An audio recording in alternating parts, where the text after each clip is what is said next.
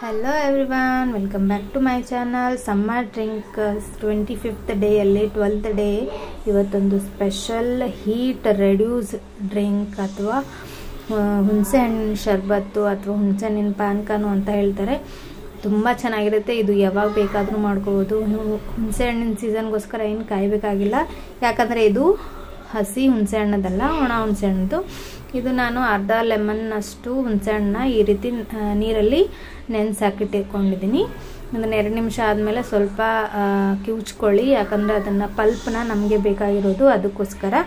ಅದ್ರ ಜೊತೆ ನಾವು ಇದಕ್ಕೆ ಜ್ಯೂಸ್ಗೆ ಬೇಕಾಗ ಸ್ವೀಟ್ಗೆ ನಾನು ಬೆಲ್ಲ ತೊಗೊಂಡಿದ್ದೀನಿ ಇಲ್ಲಿ. ಅದಕ್ಕೋಸ್ಕರ ಒಂದು 2 ಟೇಬಲ್ ಸ್ಪೂನು ಬೆಲ್ಲನೂ ನೀರಲ್ಲಿ ಕರಗಕ್ಕೆ ಇಟ್ಕೊಳ್ಳೋಣ.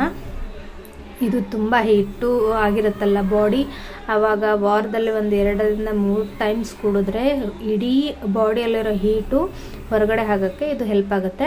ಇವಾಗ ಪಲ್ಪು ಮತ್ತು ನಮ್ಮದು ಬೆಲ್ಲ ಕರಗಿ ರೆಡಿಯಾಗಿದೆ. ಅದಕ್ಕೋಸ್ಕರ ಇದನ್ನು ನಾವು ಸೋದಿಸ್ಕೊತಾ ಇದ್ದೀನಿ. ಇದರಲ್ಲಿ ಹುಣಸೆ ಹಣ್ಣಲ್ಲಿ ಕಡ್ಡಿ ಮತ್ತು ಕಸ ಇರುತ್ತಲ್ಲ, ಅದು ನಮಗೆ ಬೇಡ. ಅದಕ್ಕೋಸ್ಕರ ನಾನು ಈಗ ಜರಡಿ ಮಾಡ್ಕೊಂಡಿದ್ದೀನಿ. ನಮಗೆ ತಿಕ್ಕಾಗಿರೋ ಪಲ್ಪ್ ಬಂದಿದೆ, ನೋಡ್ಬೋದು ನೀವು. ಅದರಲ್ಲಿ ನಾವು ಬೆಲ್ಲದ ಸಿರಪ್ಪನ್ನು ಮಾಡಿದ್ವಲ್ಲ, ಅದನ್ನು ಕೂಡ ಸೇರಿಸ್ಕೊತಾ ಇದ್ದೀನಿ. ಇದಕ್ಕೆ ರುಚಿಗೆ ತಕ್ಕಷ್ಟು ಉಪ್ಪು ಯಾಕೆ ಅಂದರೆ ಒಂದೊಂದು ಹುಣಸೆ ಹಣ್ಣು ತುಂಬ ಹುಳಿಯಾಗಿರುತ್ತೆ. ತುಂಬ ಹುಳಿಯಾಗಿದ್ದರೆ ಸ್ವಲ್ಪ ಜಾಸ್ತಿ ಸೇರಿಸ್ಕೊಳ್ಳಿ, ಸ್ವಲ್ಪ ಹುಳಿ ಕಡಿಮೆ ಇದ್ದರೆ ಸ್ವಲ್ಪ ಸೇರಿಸ್ಕೊಂಡ್ರೆ ಸಾಕು. ಒಂದು 5-6 ಹನಿ ಲೆಮನ್ ಜ್ಯೂಸನ್ನ ಇದರಲ್ಲಿ ಹಿಂಡ್ಕೊಂಡು ನಿಮಗೆ ಬೇಕಾದಷ್ಟು ನೀರು ಹಾಕ್ಕೊಂಡ್ರೆ ನಿಮಗೆ ಈ ಹುಣಸೆ ಹಣ್ಣಿನ ಪಾನಕ ಅಥವಾ ಹುಣಸೆ ಹಣ್ಣಿನ ಶರ್ಬತ್ತು ರೆಡಿ ಆಗುತ್ತೆ.